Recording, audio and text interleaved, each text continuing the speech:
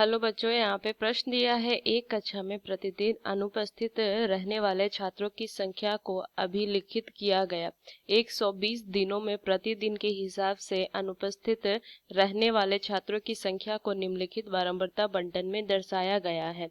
तो अनुपस्थित रहे छात्रों की संख्या x है और दिनों की संख्या f है। तो प्रतिदिन अनुपस्थित रहे छात्रों की औसत संख्या ज्ञात करो। तो चलिए इस प्रश्न को हल करते हैं। तो अगर मैं मुख्य अवधारणा लिखूं इस प्रश्न को हल करने के लिए, मुख्य अवधारणा, तो मुझे औसत ज्ञात करना है। तो औसत अगर मैं लिखूं या फिर माध्य भी लिख सकती हूँ, इसको मैं माध्य भी लिखेंगे।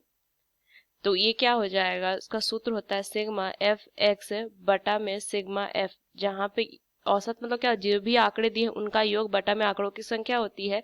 तो ये सिग्मा एफ एक्स, एफ क्या है, ये दिनों की संख्या एफ दर्शा रहा है और एक्स जो है अनुपस्थित रहे छात्रों की संख्या एक्स दर्शा रहा है। तो चलिए इस प्रश्न को हल करते हैं। सारणी बनानी पड़ेगी।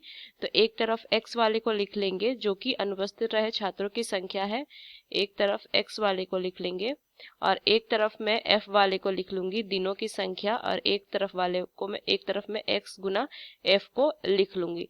तो चलिए यहाँ से अगर मैं लिखूं 0 1 2 3 4 5 6 और ये 7, ये हो गया। उस तरीके से एफ वाले को लिखूंगी दिनों की संख्या 1 4 10 50 34 15 4 और ये 2।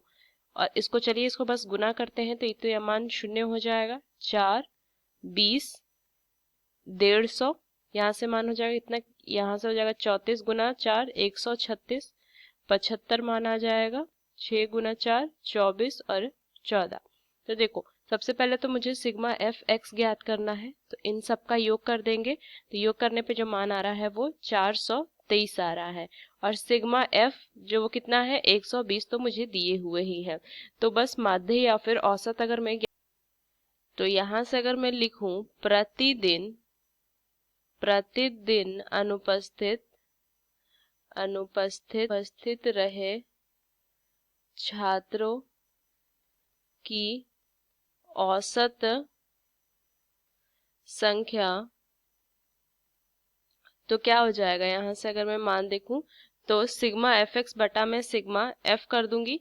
तो ये कितना हो जाएगा 423 बटा में 120, ये मान आ जाएगा। तो यहाँ से अगर मैं इसे 3 से काटूं तो ये 4, ये 40 बार में, फिर ये 1 जाएगा, ये 4 बार में और 1 बार में। फिर देखिए मान दशमलव में आ जाएगा, कितना आ जाएगा 3.52। तो ये आ जाएगा इसका सही उत्तर। ये मुझे ज्ञात करना था।